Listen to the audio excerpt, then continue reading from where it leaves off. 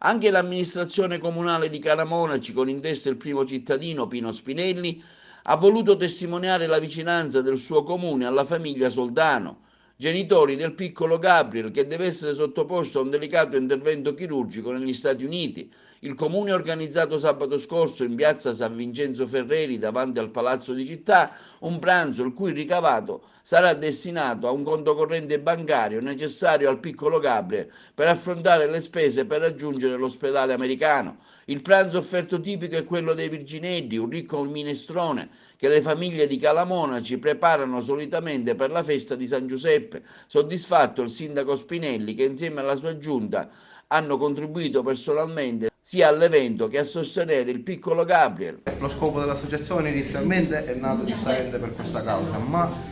cerchiamo di sostenere anche chi ha questi problemi, chi come lui lotta, perché queste malattie sono abbastanza sottovalutate in Italia e noi stiamo cercando di fare il possibile di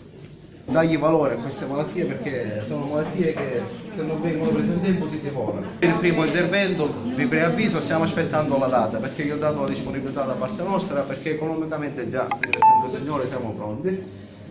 Stiamo aspettando la data per fare l'intervento che do l'ancorato. Il primo suo intervento è stato al Bambino Gesù a Roma, che è quello che vedete nel video quando passeggia con il sacchettino. Lì gli hanno fatto una correzione endoscopica dell'uretere. Cioè gli hanno inserito uno stent che partiva dalla vescica fino al rene, l'ha tenuto 3 mesi e mezzo. E poi dopo, diciamo, la determinazione che abbiamo avuto io e mia moglie, siamo riusciti ad avere tutto, perché all'inizio anche i familiari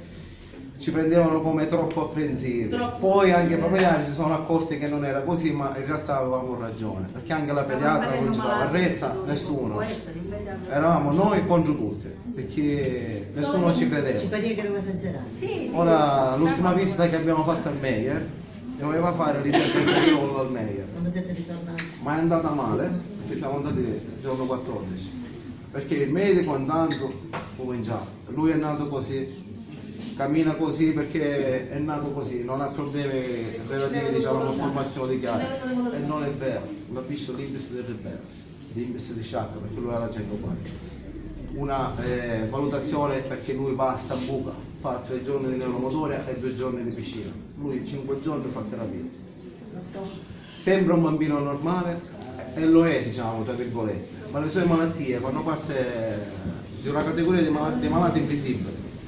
perché sono così queste malattie.